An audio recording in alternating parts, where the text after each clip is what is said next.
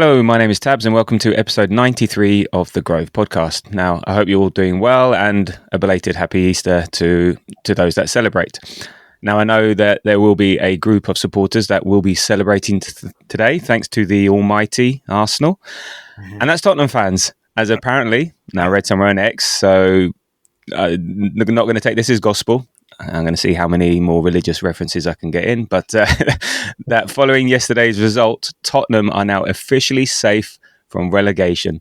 So well done, Tottenham. Your objective for the season has been achieved, and no thanks necessary.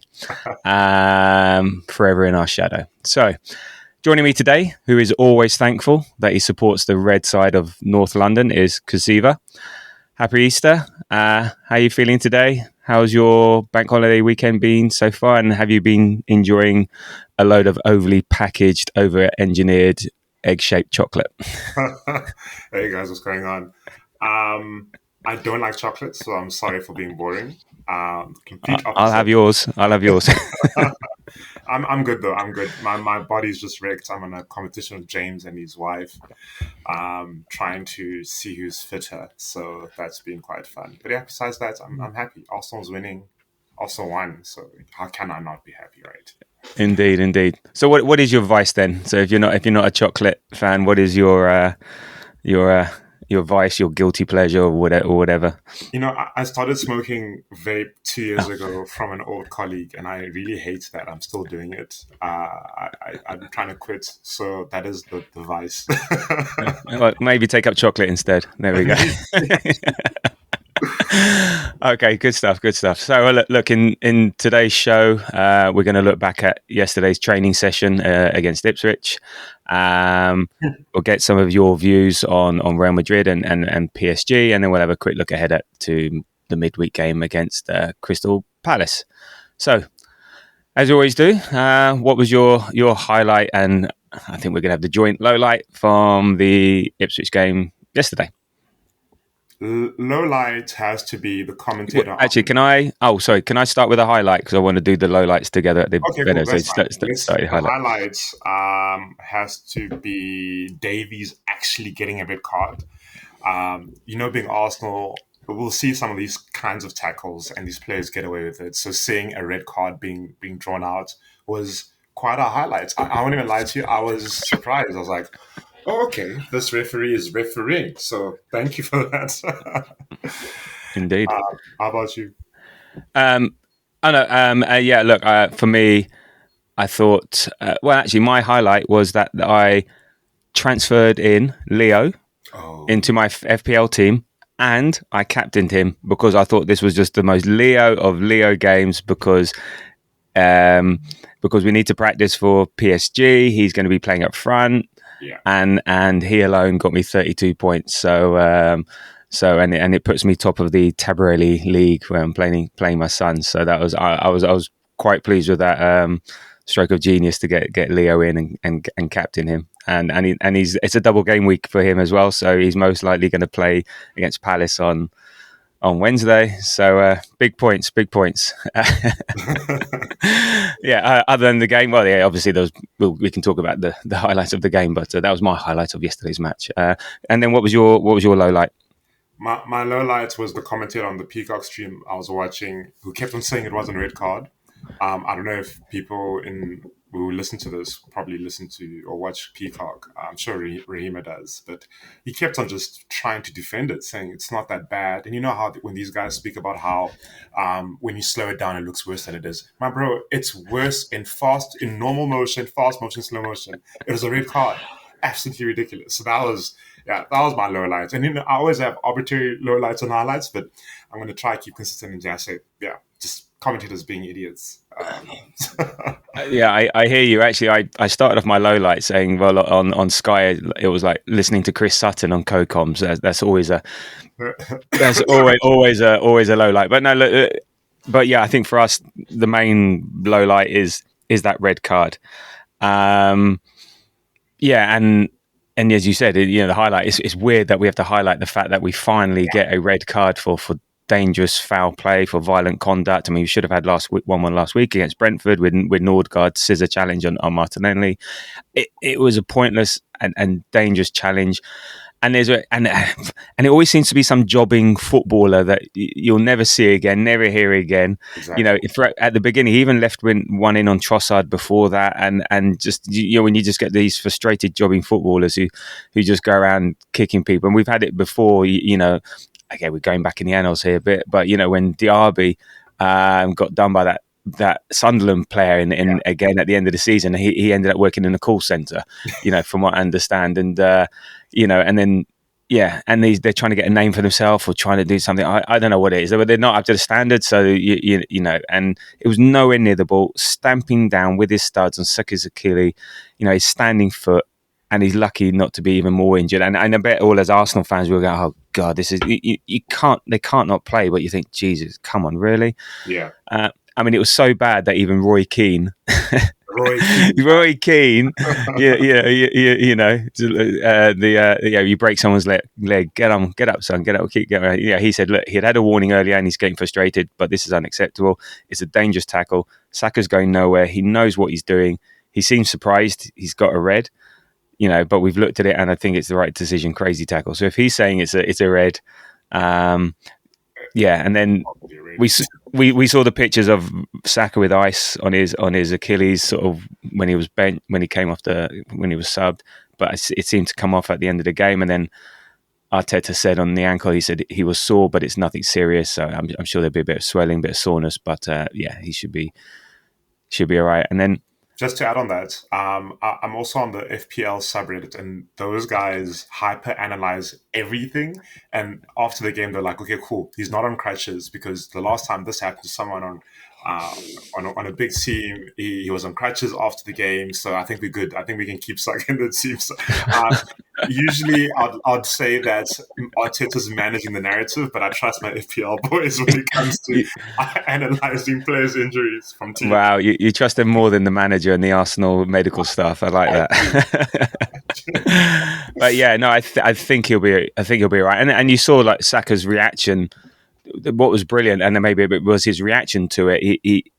He should have scored, but he had 3 chances in quick succession. He was smiling. He understood the irony of the jeers of the fans or whatever. He reacted in the way that he does. Just gets on.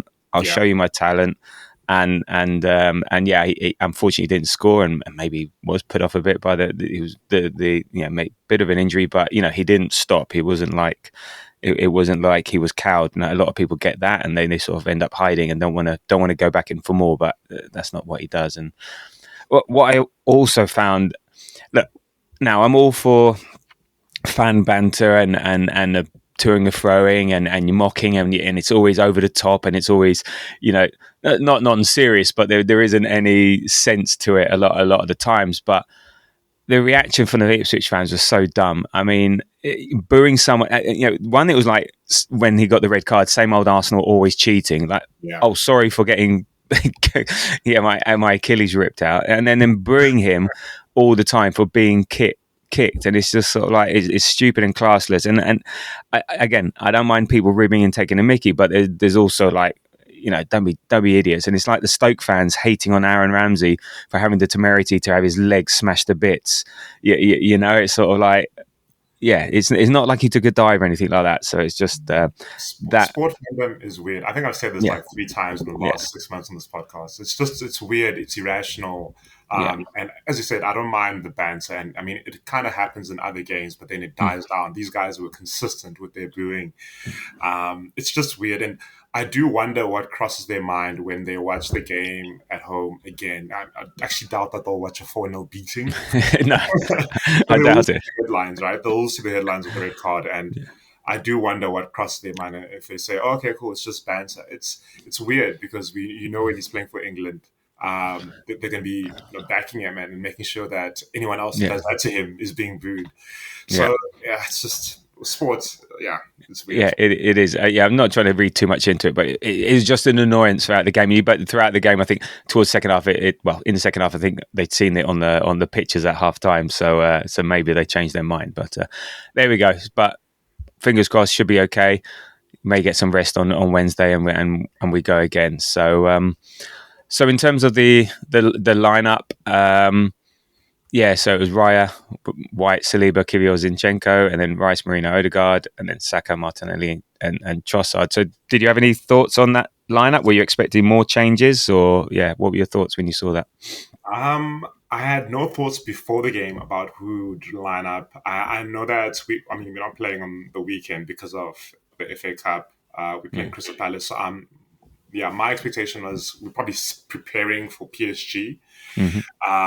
So I'm happy that Timber got some rest. I'm also happy to see, and I know you'll touch on this a bit later, I'm also happy to see that right trio play together for the first time in I don't know how long. And I'm also glad to see Zinchenko play. I think we need to keep these guys sharp. As much as we know MLS will start against PSG, we need to keep our bench players sharp. And I have a soft spot for Zinchenko because I'm a big fan of progressive passes, and it is nice seeing him play. And Leo, it was just Ipswich, but we knew he was going to start because he is our striking option right now. So I'm not too surprised by that starting lineup, and happy that some players who don't often played. And you, what did you expect anyone different? Did you expect Saka to be rested?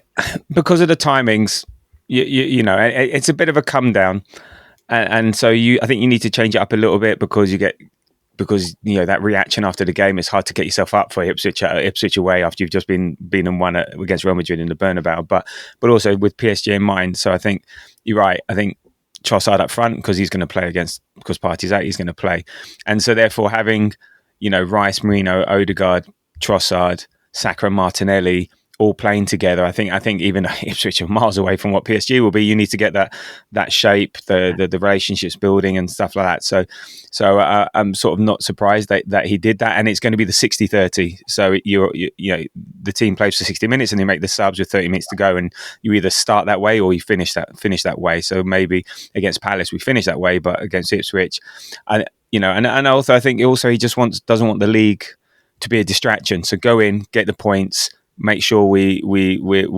get the 3 points and early, and then we can just chill for the rest of the game, and which it practically happened. So I think that even though we're not too concerned about the league where we finish, we don't want it to be a distraction just in case we do have to fight for a fifth spot, or we do have to fight for it. So I think he also keen to win the game, and then he gives key players minutes like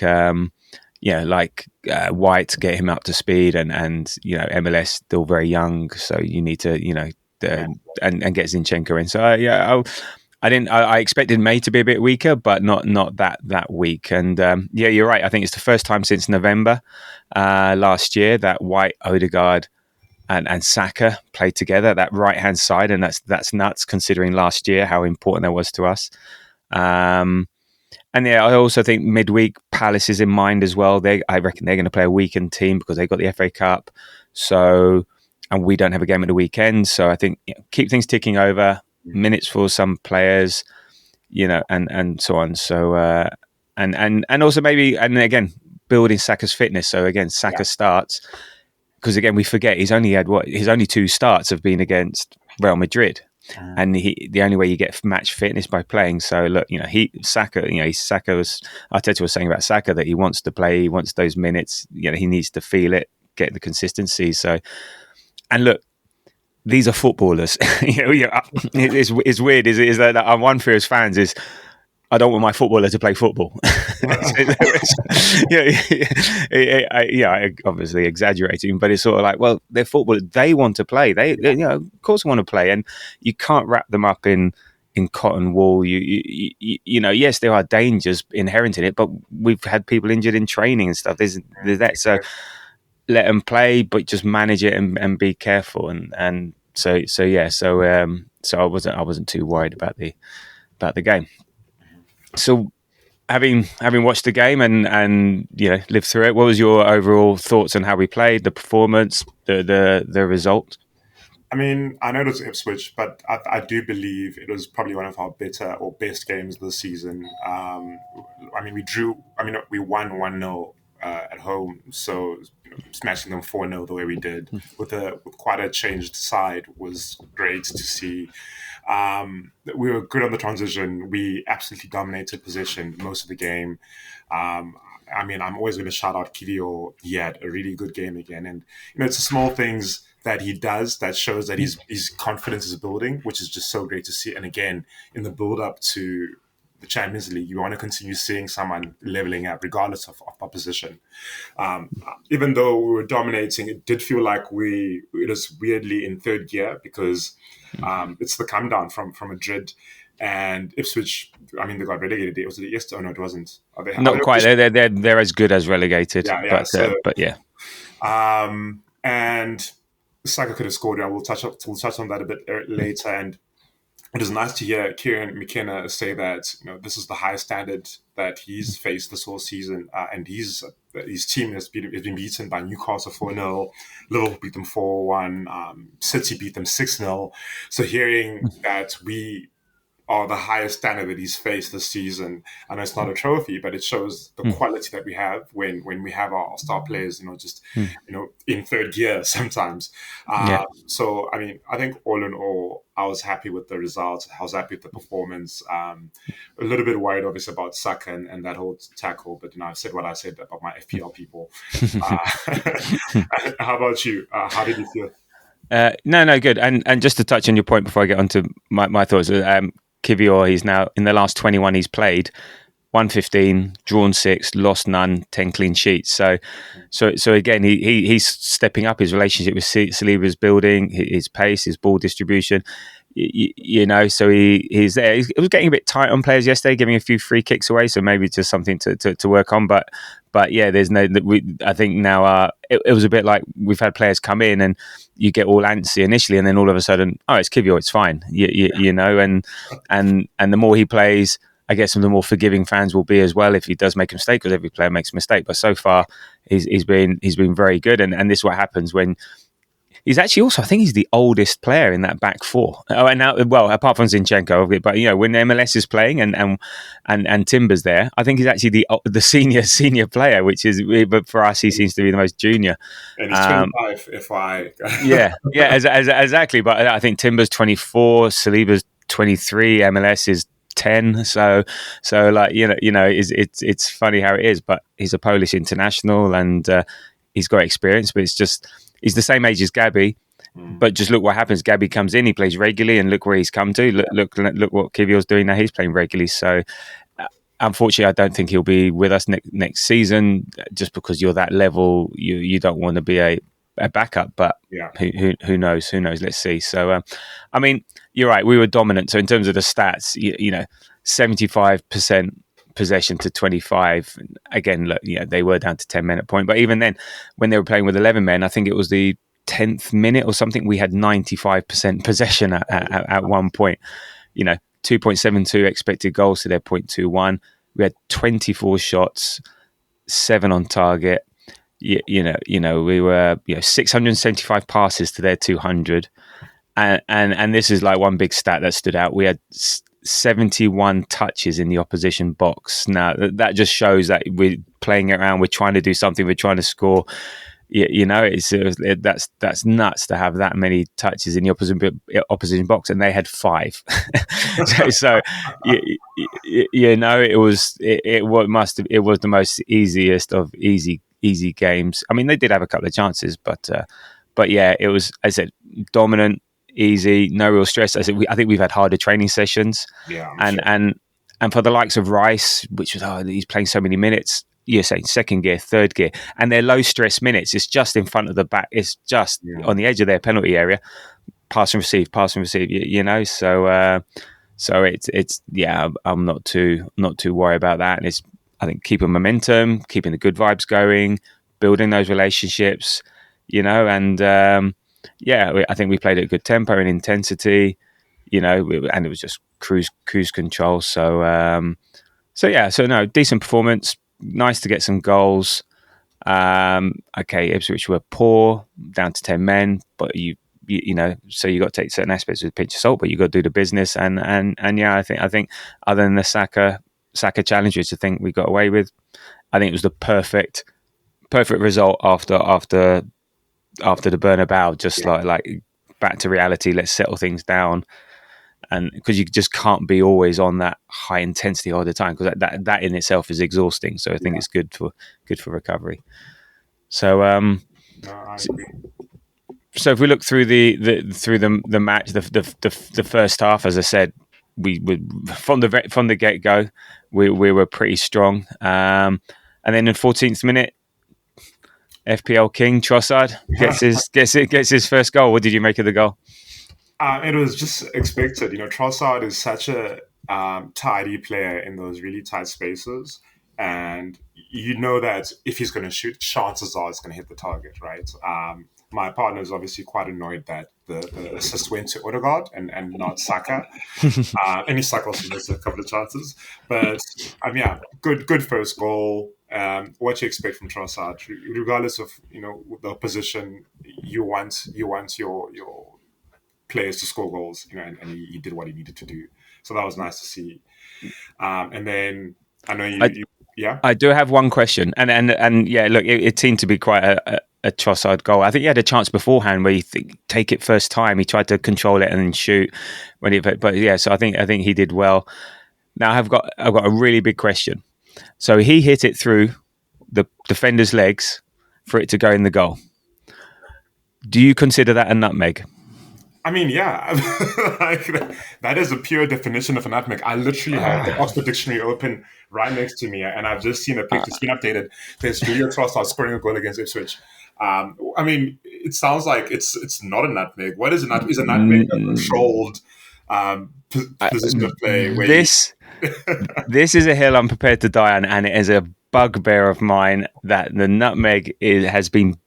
And I'm sorry, this is not you, because you think you're going big, and yes, of course, there's another. It's been, I don't know what the word is, but it's been wrongly categorized, and it's been, and the actual skill of a nutmeg has been belittled. For a nutmeg to be, and I've asked this to other friends before, a nutmeg to be a nutmeg goes through the players, but you need to collect the ball on the other side, and you've preferably got to accompany it with the word nuts. Okay, so that is a nutmeg. You're running down the wing like Martinelli did against, I can't remember who it was in the Bernabéu.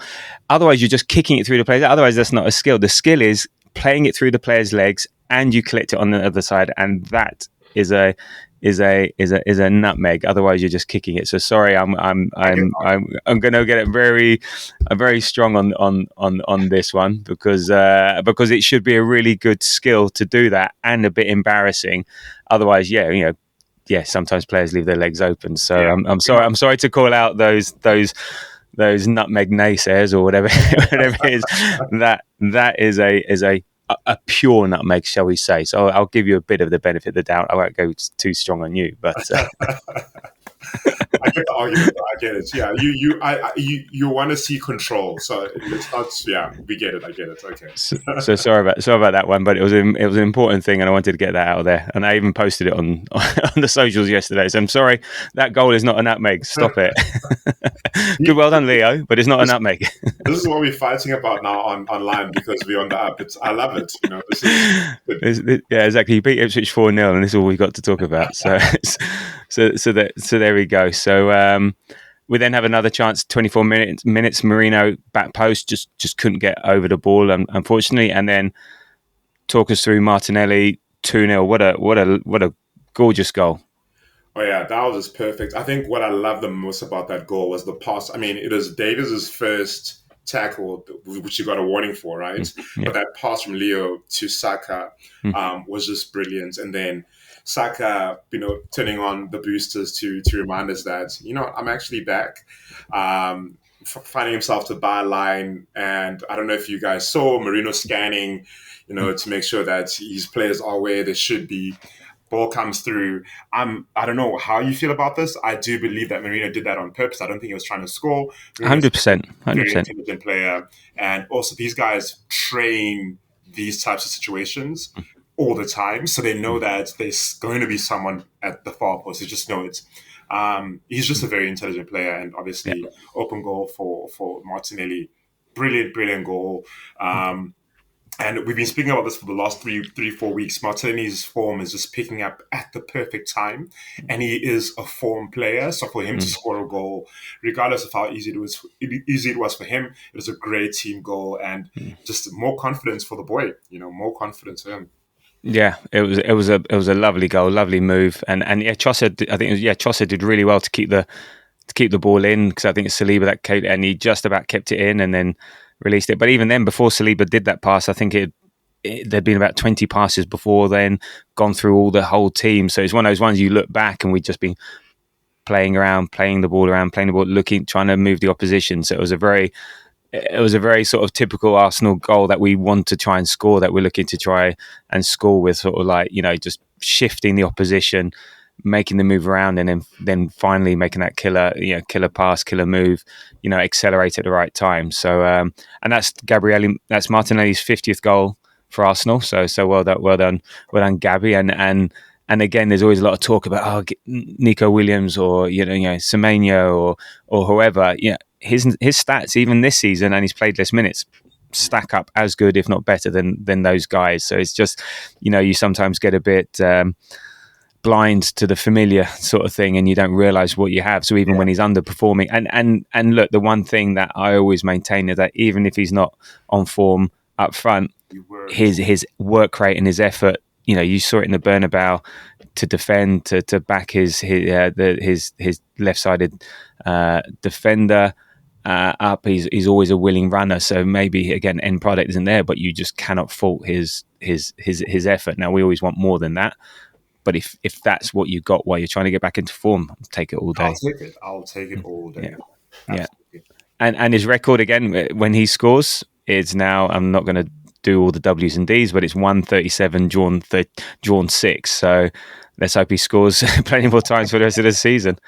So no, I like him, and I think it's even if we do upgrade, because I said he can still offer more.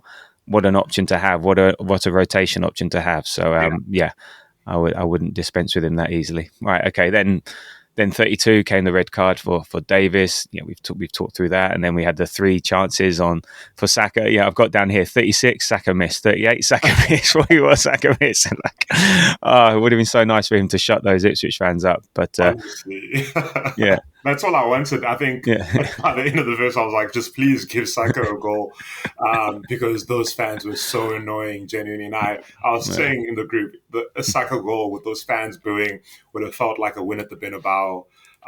But it's fine. He didn't score. We won 4-0. I'm not going to complain. But he's saving it. He's saving it for PSG. I think the 36-minute one was a goal we would expect from Saka, but it was also a tough position for him to score. Yeah. But definitely 38 minutes, and then the Trossard, was it the Trossard pass or Odegaard pass? There, he really should have scored, and he knows that. Yeah. But it's fine. It's sometimes you miss chances, and that's actually. Yeah.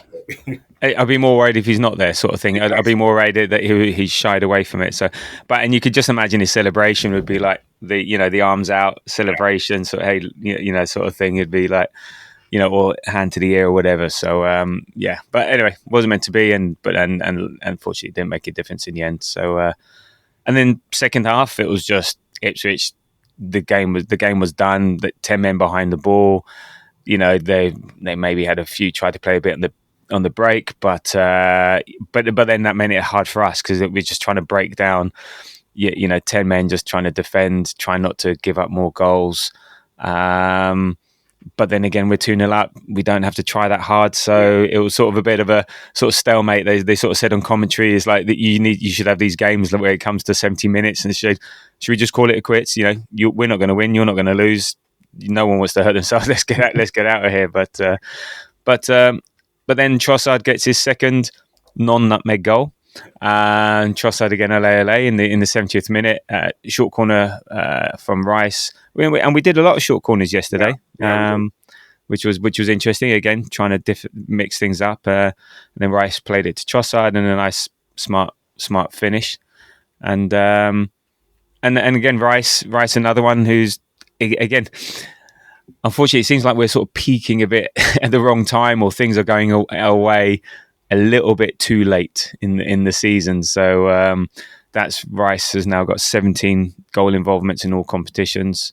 For Arsenal, so goals and assists, and interestingly, he's Saka still on 24, and given how much he's been out, and Havertz on 19, and given how he's out, so it just goes to show how much we would have missed those players, and what a difference it would have been if they stayed fit. But Rice is now again picking up the mantle, picking up the pieces where others aren't, and he's just such a great player. Such a great player. We really got him for half price. I gotta Indeed. say.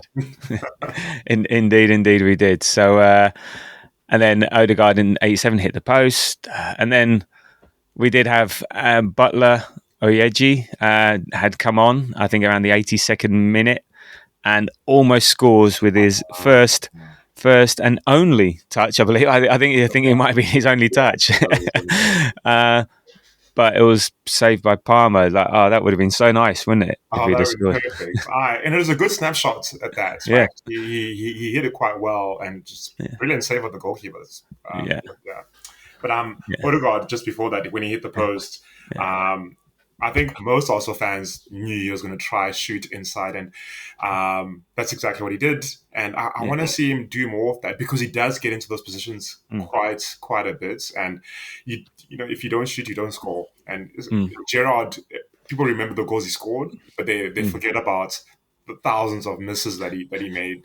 It's because they only remember the goals he scored. So I know at Arsenal we play like high value football, where you need to use the best chance, best opportunity. But it's nice seeing him, I guess, having the confidence to do that again, because he had a really good game yesterday. When you look at all the stats, he was just all over. I think, I don't know if you mentioned this in your notes, but he has the most assists through balls this season. And yesterday it was just a reminder that he's so creative, such a creative player. But yeah, good to see him do that, and then also seeing Oyedeji get a chance and nearly score. Yeah, no, and that was there's been he's been at the club since he was 8 years old, so that was that one touch. It's been 14 years in the making. He's oh my God, it just goes to show how tough it is to be a Premier League footballer. You even come in the 82nd minute, and he might have only had one or two touches, or not a lot of running around, but it just sometimes doesn't fall for you, which is a shame. And on Odegaard, I think he looked busy. He was involved in a lot of our good play. I think he had 12 passes in the opposition box, which I think has been the most in this season by anyone. I think 9 for Salah was the highest before that. He still looks a bit shy in shooting, and he seems to be a bit weak in the shot in his shooting. So maybe I still don't think he's 100% right. I still think he's either had an illness or something's happened there. He doesn't look strong. He's energetic, and look, the way he presses, and you see it when you're in the ground. He's a one-man presser. He leads the press, so I think he's got the energy there. But I think he's a bit weak. He's a bit weak in the shot, and that's maybe why he's a bit shy in shooting. And we want to see that more. But also, I think what's happened is that as his level has dropped, the likes of Merino, Rice, Saka, Timber, MLS, their levels have gone up. Yeah. So it's sort of. It's like when you do the comparison. Well, and he hasn't risen with them. So I think he's still performing at a level. It's just others are performing at a higher level. But he's still so important to what we do out of the possession, in the build-up, knitting things together. And again, he's another one that's getting a hard time. But I think there's a lot of some of that's context. Some of that's because a lot of other players are stepping up. So yeah, I wouldn't take him out of the team because he's massive to what we do. Yeah, absolutely not. It feels like Arteta is really making it a little Arteta in Odegaard. So no, I agree, and I think we as fans have high expectations, so we're gonna be more critical. I'm not critical of Odegaard. I love that guy. We're gonna be more critical of these players when they don't do what we expect of them, just because our expectations are a lot higher. But yeah, everyone else has stepped up, and it's Yeah, I'm glad that there's that balance, a counterbalance actually, because yeah. a lot of people have stepped up. Yeah, no, look, it's a team game, and not everyone's always going to be at the top of their game. And if someone drops, then someone else steps up, and that's what you want from a team, Mhm. And player of the season 2 years running. Yeah, it's going to contrast to this year when he's dropped the levels, and so and a bit like us as a football club, progress isn't linear. You can't maintaining that standard, and a bit like you were saying about Gerrard, you know. I think everyone remembers all the crossfield passes that go miles away, but everyone still rates him as a player, and you forget, you people often forget, they will have poor patches in seasons. They'll even have poor seasons. Salah's had that, I think other players have had that. So it's just the way it is. It's just that we're so in the moment, and this season's been one of these seasons. We're just looking for problems. And look, I'm sure next season with a decent preseason, he'll be back to his usual self. And then in the 88th minute, we finish off icing on the cake, 4-0. Waneri with a double deflection off 1 foot and then off the arse of one of the Ipswich players. And yeah, just and a very cool non-celebration, because basically it's a training session. It's all too easy. What's there to celebrate? When you're beating a team so easily, it's just very, very, very, very cool from Waneri, and he's now scored 9 goals in all competitions for us. And again, only Havertz and Saka have scored more over the season. So even though he's not been involved as much, and I think he's dropped a little bit, still a great option to have, still a great player to have. Yeah, absolutely. And I don't know if you know this, but he has 1 goal less than Drogba in his last season in Chelsea. This is Waneri. So letting you know that this is who we have, and he's 17 still, 17 years old. No, he's 18 now. He's a man now. He's not a boy. He's actually a man now. Oh my So bad, he's so old. no, but he's only been 18 for about a month. So yeah, he was 17 until he was 18, and now he is 18, so he's not 17 anymore. But but yeah, such a young lad, such a talent, and I think in a way, as an attacking talent, you are going to have that variance more than someone like MLS. Even though MLS, like, tactically, technically, physically, I mean, he's a year older. He's sort of, showing levels way above. I think as an attacker, it's harder. It's harder because what you're judged on, and how opposition treat you. It's harder. But yeah, no crimes about him, and this is the way he's going to progress. And I think with contract talks with him and MLS are pretty much, I think, done and dusted, or they should be very soon. So yeah, we're very lucky to have him come through this season. No, I agree. So that's actually the 16th time we've won a Premier League away game by 3 or more goals under Mikel Arteta. So that's pretty impressive. So it's a good time to be an away fan who goes to the away game. So, which we're all trying to do. So look, in terms of any other particular players that stood out for you in terms of yesterday's performance, and we've talked about Odegaard, Martinelli, and Kivior and Butler. And anyone else that stood out? I'll let you speak on Merino because you got a key notes on Merino. But I think the main person was Odegaard for me, and I spoke to Death on that. Yeah, Leo, again, it's Ipswich, but it's good that he's getting goals. And I think what I really enjoyed about the game in general is how Leo and Merino were interchanging. So we know Leo started up front, but then there were times where Leo was actually in the defense and Merino was the one up front with Martinelli and the boys. So that was quite fun to watch because it feels like they're trying something else that they could possibly try against PSG. I think Arteta knows the value that he has in Merino now up front, but we also know how great Leo is as a finisher. So yeah, I think seeing him back 2 goals, seeing him track back and doing what he needed to do to make sure that he's supporting the team and we are working as a team.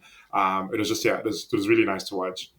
I'm just hoping he can do back to back. I mean, this season he's been hot and cold, hot and cold. So it's just can he goes in back to back over the next three, four matches. So sorry, that's my criticism of Leo. He is one of the more experienced players, and I expect him to be more consistent than he is.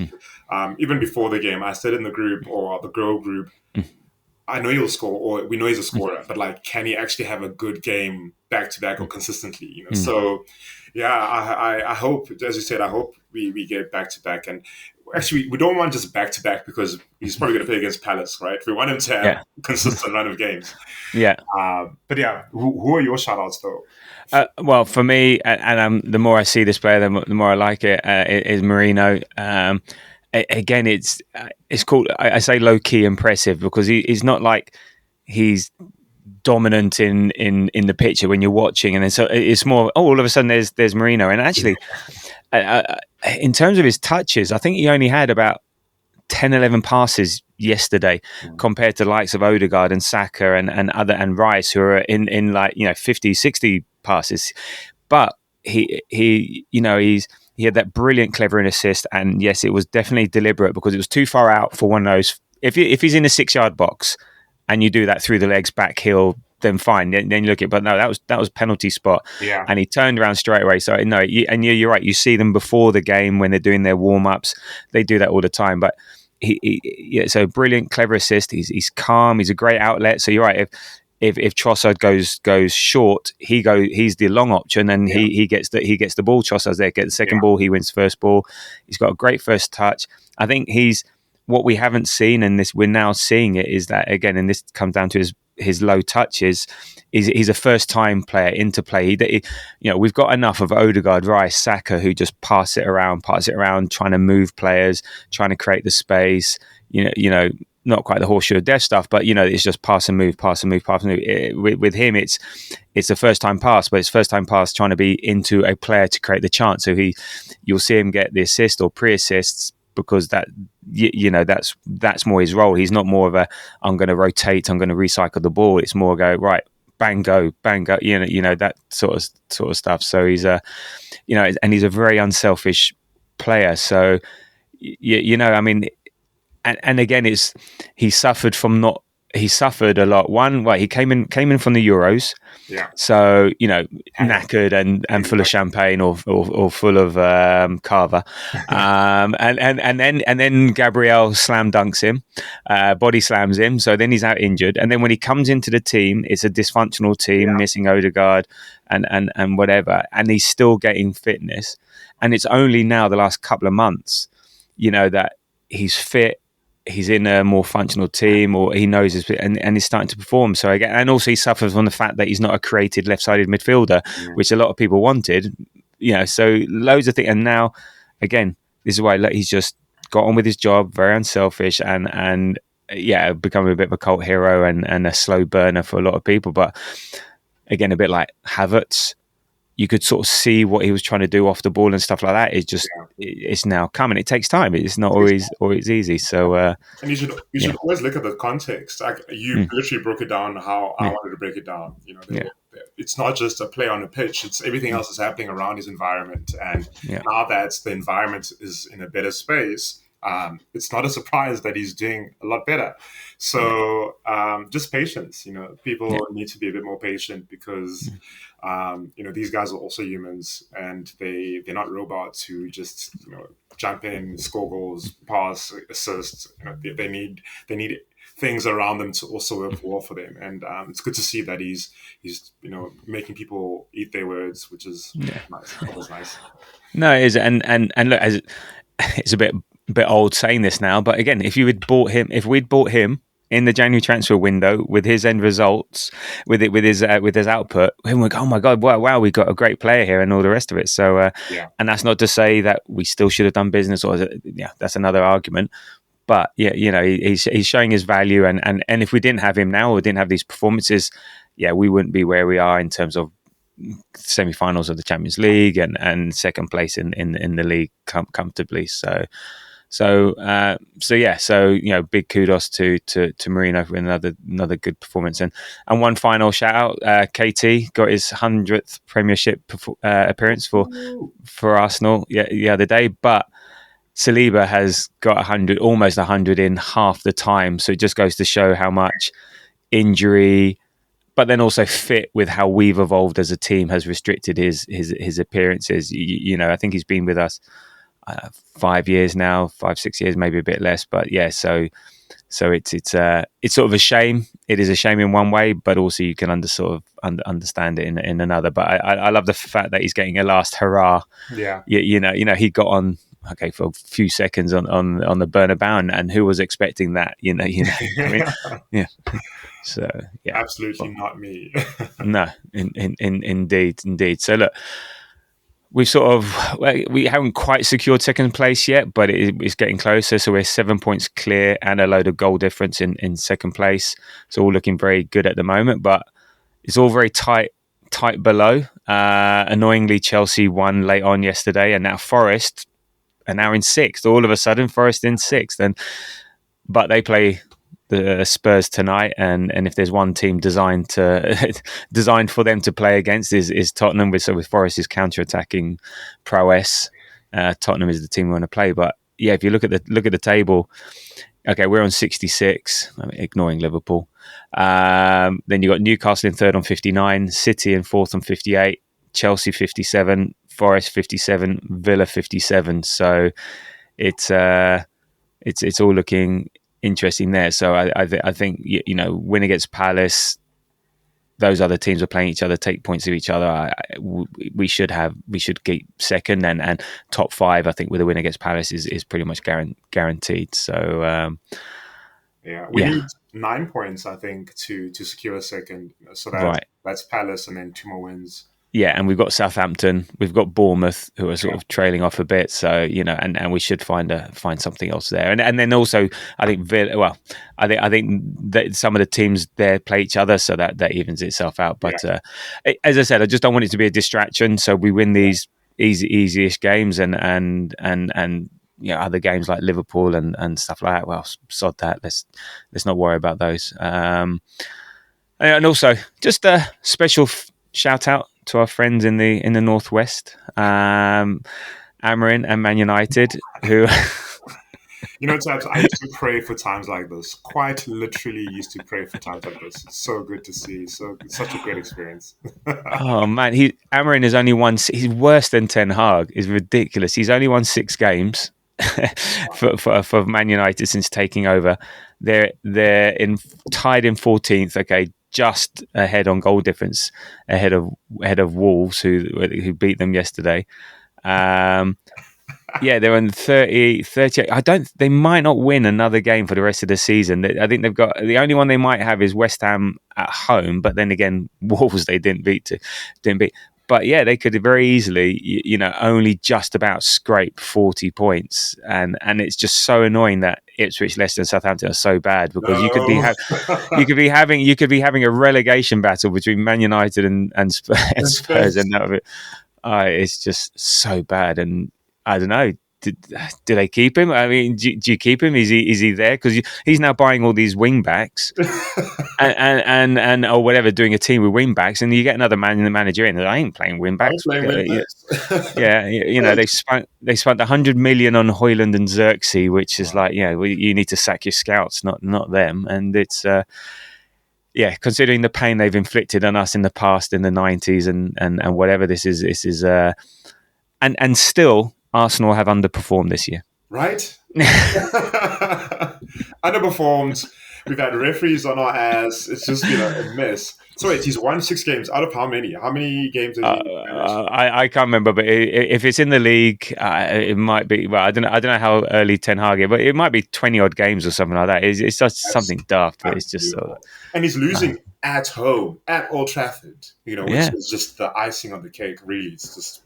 Brilliant. It's funny, the gift that keeps on giving, and let's hope Ange keeps pace with him today in the negative sense with a loss tonight against Forest. So look, that's the Premier League action done with.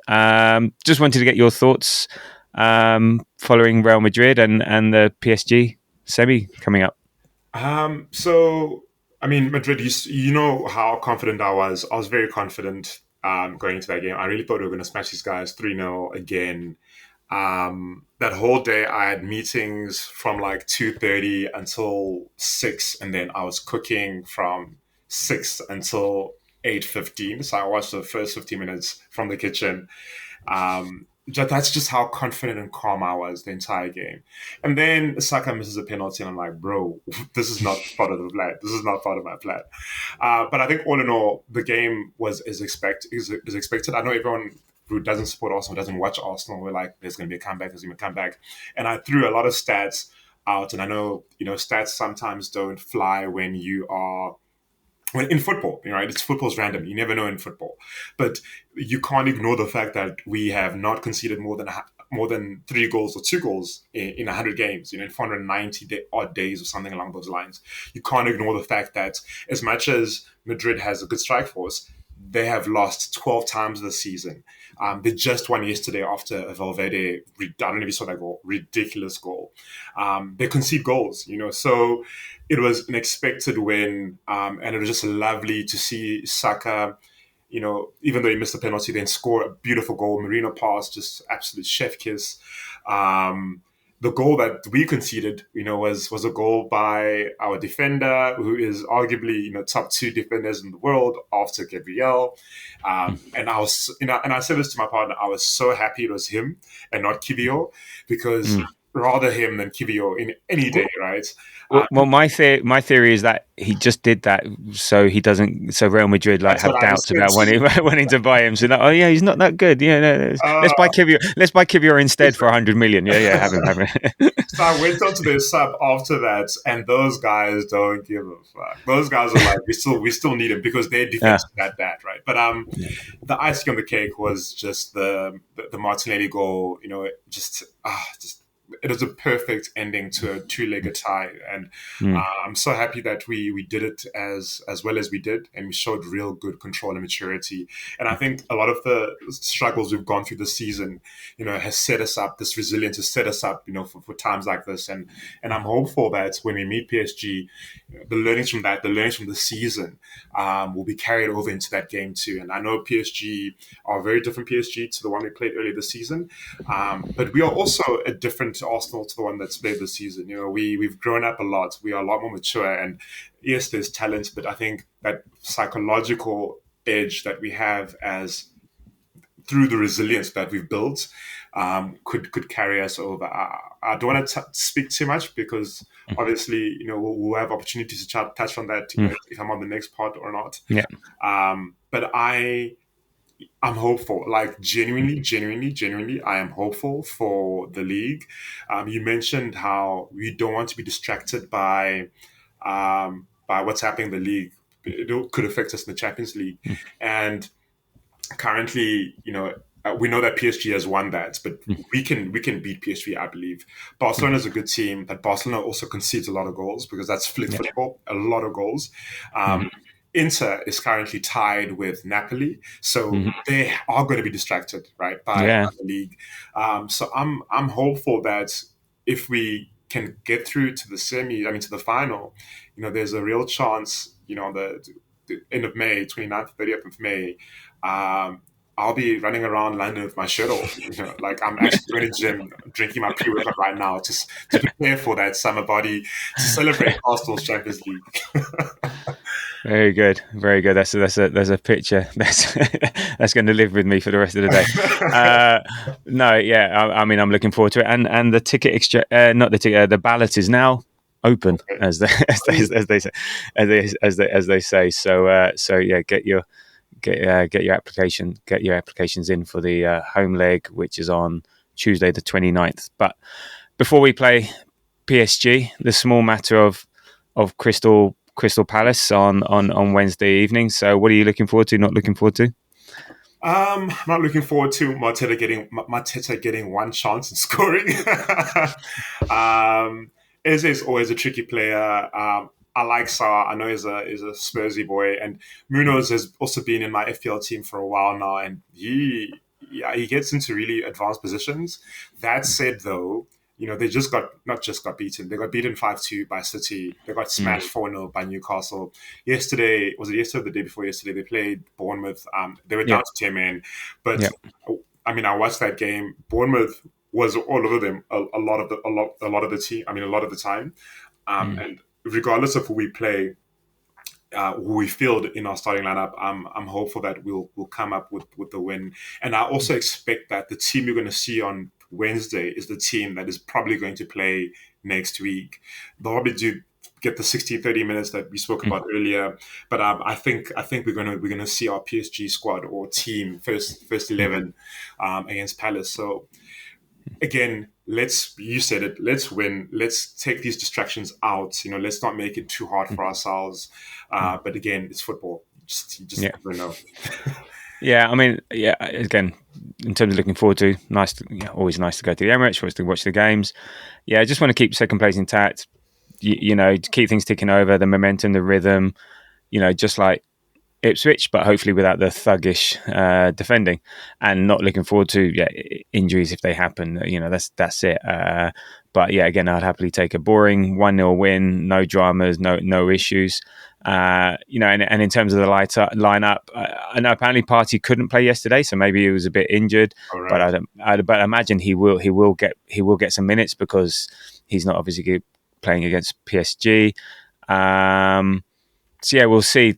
We'll see. I think it might be a relatively low intensity game because Palace is all their minds are going to be on the FA Cup. So they got the semi final against Villa at the weekend. I think they played a relatively strong team against Bournemouth. Having looked at it, but they're in 12th place. I think their chance of getting top 8 now for a European spot is sort of gone because you've got Brentford 46, Brighton on 48. I think Bournemouth, Fulham are so maybe that all their eggs, a bit like us, are in the cup.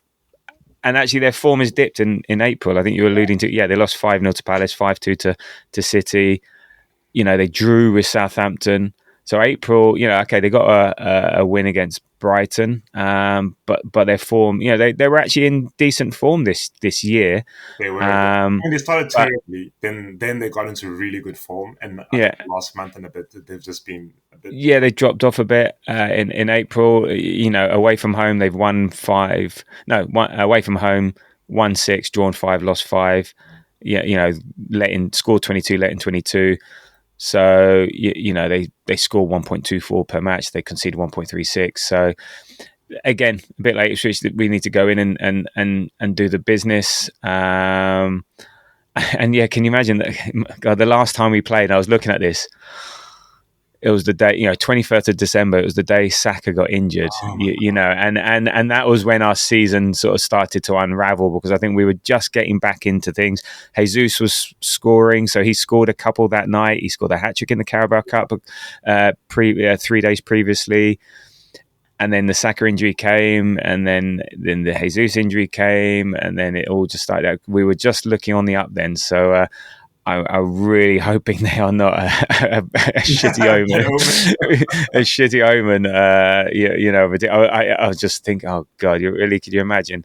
Yeah, just as I say, that's why I say a boring. Even a nil. If it meant no injuries and guarantee going to PSG fresh, I'd even maybe take a nil nil. So it'll be interesting to see what Palace do. But again, a bit like us, you want to keep players. Well, they'll play, but psychologically, they were going to be thinking about the FA Cup, aren't they? Yeah. And we've got a whole week to recover. I think they'll have like four odd days. So it'll be maybe two teams that just don't want to touch each other. Don't there'll be no tackling whatsoever. It'll be a non-contact game of football because no one wants to hurt anyone, sort of thing. So it'll be interesting to see how it pans out. And after you, no, you have the ball. No, you have the ball. It's fine. It's fine. No, you can shoot. I'm going to leave this. Yeah. So yeah. But I expect to win. What's your prediction? I'll say 2-0. I'll say a simple 2-0 to the Arsenal. Yeah. I'm down with that one. I think a 2-0, 3-0. the only way I think they'll score is if we create a mistake or anything like that. And I think we get a couple of goals, and they'll go, okay, well, we've lost this. Let's not do anything silly, and then come 60 minutes, we'll be changing all the subs. They'll be making subs, and away we go. But it'll be just sort of interesting to see how the game pans out and how intense it is. I can't imagine it being massively intense. So there we go. There we go, and just about the hour mark for that. So, Kuziva, thank you very much for that. What you got lined up for the rest of the bank holiday Monday?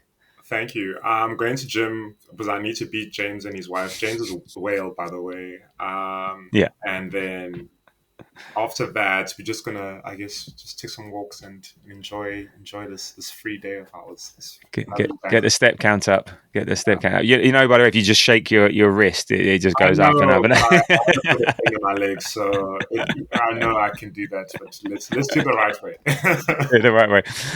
Okay, there you go. That's very admirable of you. Okay, especially against Wales, but because he'll be cheating the hell out of it. I'm pretty sure.